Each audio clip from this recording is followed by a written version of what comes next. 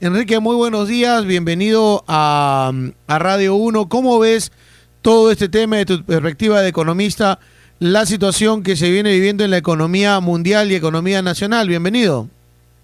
Fernando, muy buenos días, un saludo a través de tus plataformas, porque ya no puedo decir la radio, sino de toda la plataforma de comunicación que tienes, a todo Tacna y al sur del Perú.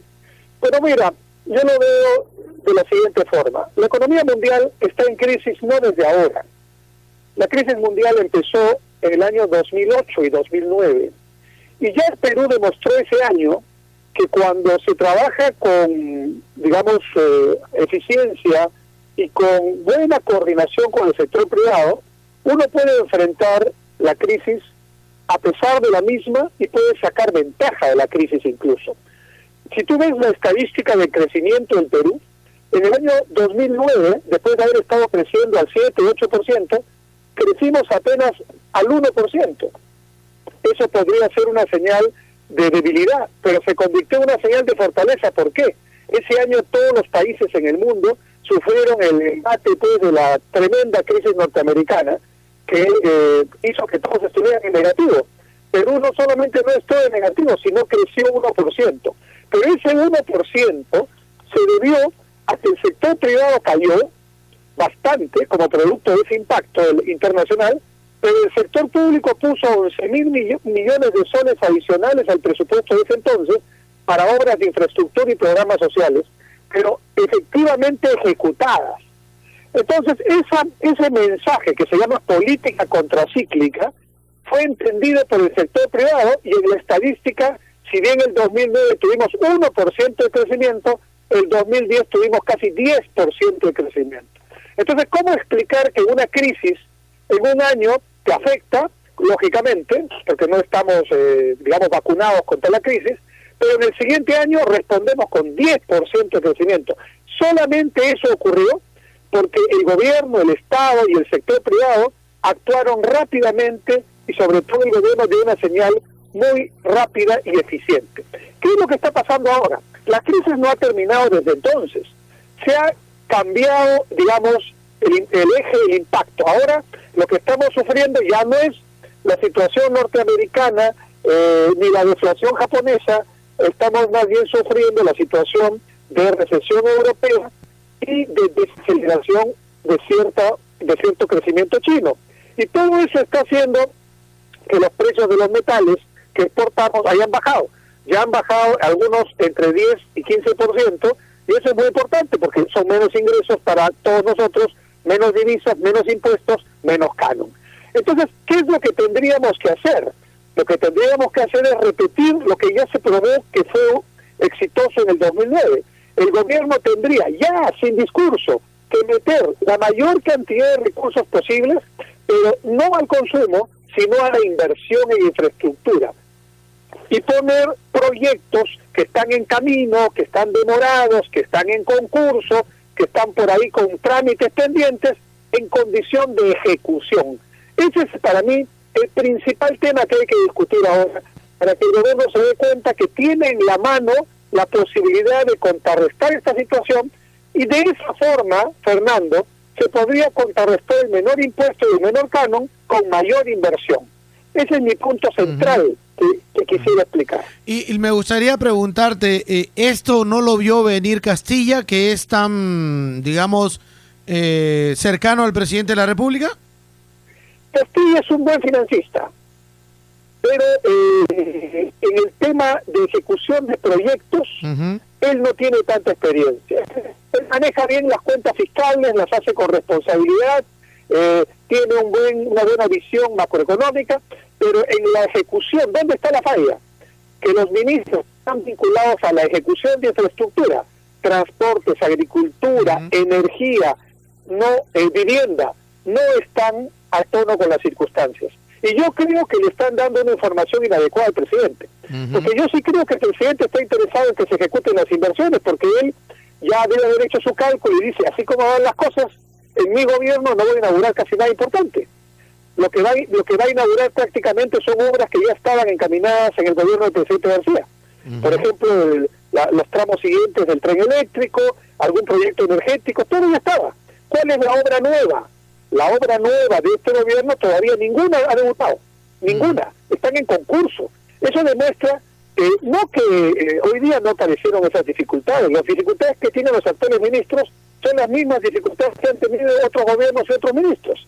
Entonces se trata claramente de un problema de falta de experiencia, de falta de eficiencia en la gestión, y yo sí creo que el presidente debería evaluar la conveniencia de cambiar ya ministros, sobre todo los ministros vinculados a la infraestructura, que son los únicos que pueden garantizar eficiencia y obra, porque a veces, mi querido Fernando, se hace el siguiente análisis, y yo creo que así le están diciendo al presidente, se evalúa la transferencia financiera, presupuestos, números contables, de un sector a un proyecto, o a un municipio, incluso una transferencia de una obra de agua, por ejemplo.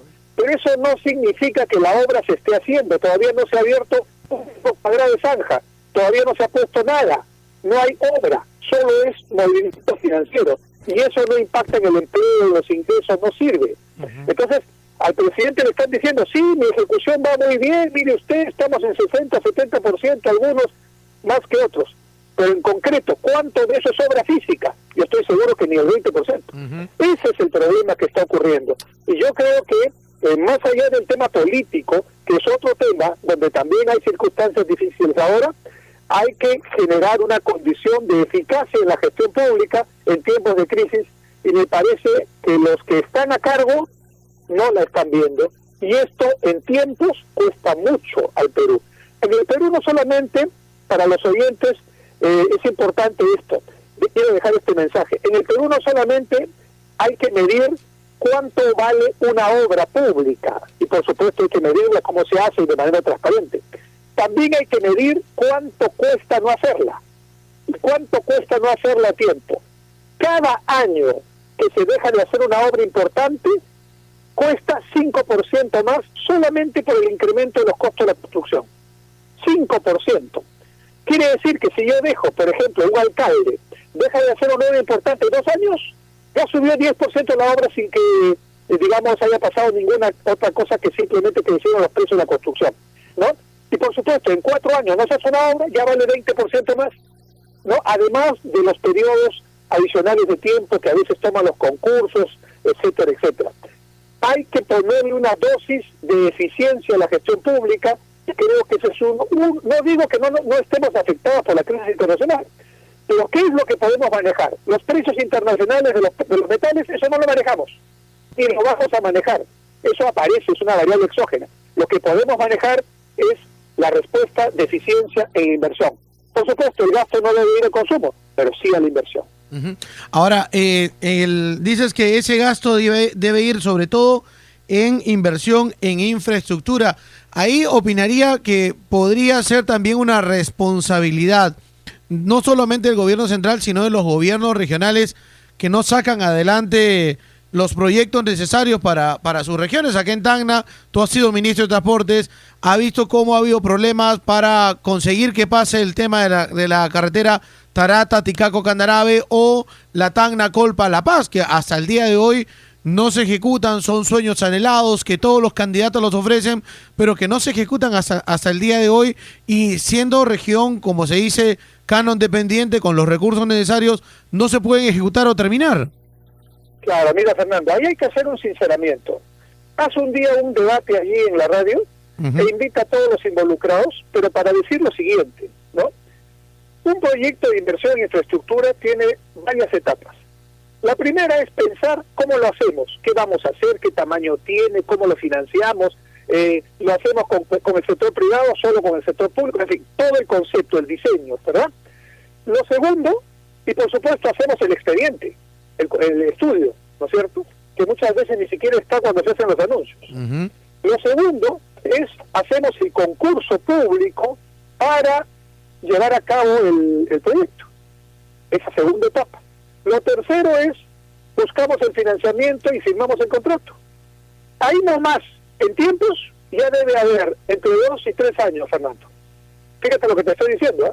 2, 3 años ya es casi todo el tiempo político de un alcalde y de un presidente regional. La cuarta etapa recién es la etapa de inicio de obras. Ahí recién la población como Santo Tomás toca y puede creer. Pero ya pasaron 4 años en el mejor de los casos, en algunos casos pasa más tiempo. Y la quinta etapa ya es el desarrollo del proyecto en sus diferentes etapas, etcétera, etcétera. ¿Qué es lo que está pasando en general? Gobierno nacional y en gobiernos regionales se ve muchísimo. Se anuncian cosas que no tienen ni primera etapa culminada, no tienen ni estudios. Entonces, mientras la población dice, bueno, y acá ahora empiezan a construir, ¿correcto? No hay forma, porque ni siquiera hay concurso, ni siquiera están en esa segunda etapa. Un tema importante que te doy como dato. Entra a la página web, que puede hacerlo cualquier radioescucha, del Ministerio de Economía y Finanzas, www.mef.mef.gov.pe. Apretan, hacen el clic en el icono de transparencia económica, ¿ya? Y ahí se puede saber el nivel de ejecución del gasto, vía presupuesto, de cualquier ente público, ministerio, distrito, municipio distrital, municipio provincial, región. Y vas a ver exactamente cuánto están gastando en proyectos, en consumo, en gasto corriente y en qué proyecto, ¿correcto? Y hay un tema muy lamentable, ¿no? Las regiones que tienen canon y las que más canon tienen son las que menos eficientemente gastan. Y las dos regiones que tienen menos canon, que son San Martín y La Pieque, son las que mejor ejecutan sus escasos recursos. Esto se parece, Fernando, a la parábola de los talentos, recordemos, ¿no? Cuando en el Evangelio nos dicen que el Señor pues dio talentos a todo el mundo, pero uno vino contento a devolver el talento enterrado, ¿no? Mientras que otros lo generaron y lo multiplicaron.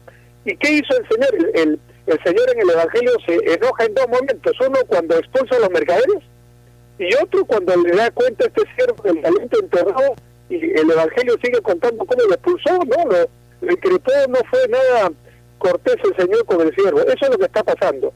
Tenemos talentos enterrados, que algunos, no estoy hablando de ninguno en particular, pero algunos gobiernos subnacionales se sienten muy seguros de poner dineros en el banco cambiando tasas de interés, pero están enterrando el talento, porque la mejor forma de usar el recurso es ponerlo en inversión concreta en infraestructura y programas sociales.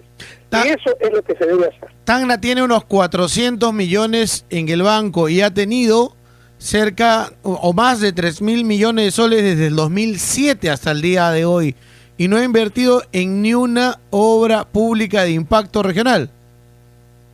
Bueno, eso es terrible, eso es Mira, yo sinceramente, te lo digo con la experiencia de haber estado en varios momentos en el sector público, yo creo que hay que cambiar la ley de control. En lugar de ser una contraloría que persiga, porque eso es lo que hace, persigue a los funcionarios, está permanentemente buscando la sinrazón, y la gente por eso también, a nivel de funcionarios de carrera, no quiere firmar nada, porque en el fondo el que firma tiene de todas maneras algún problema. En lugar de hacer eso, el Sistema Nacional de Control debería estar haciendo un control concurrente para ayudar a la gestión, porque la ley de control establece que la gestión debe evaluarse también por los resultados alcanzados. Si el Sistema Nacional de Control hiciera fiscalización para ver resultados alcanzados, habría muchísimos que tendrían problemas, pero eso no se hace. Pero yo agregaría algo más en la ley. Así como se sanciona, y se debe sancionar, por supuesto, el mal uso de los recursos, el indebido uso de los recursos, así también se debe sancionar el no uso de los recursos, porque eso es un crimen. El tiempo pasa, y cuando el tiempo pasa, a veces se quedan 1 o 2 generaciones sin el agua, sin la carretera, sin la energía. ¿Y quién paga eso? ¿Quién devuelve eso? ¿Y quién sanciona eso? Me parece un punto importante para debatir, y creo que se debería modificar la ley en ese sentido. Sanción para los que no hacen, también con la misma fuerza para los que hacen mal, ¿no? La mina es un recurso no renovable. En un momento se va a acabar ese recurso, y vamos a ser la región que tiene las mejores veredas del país, los estadios más grandes del país, el cementerio más grande del país.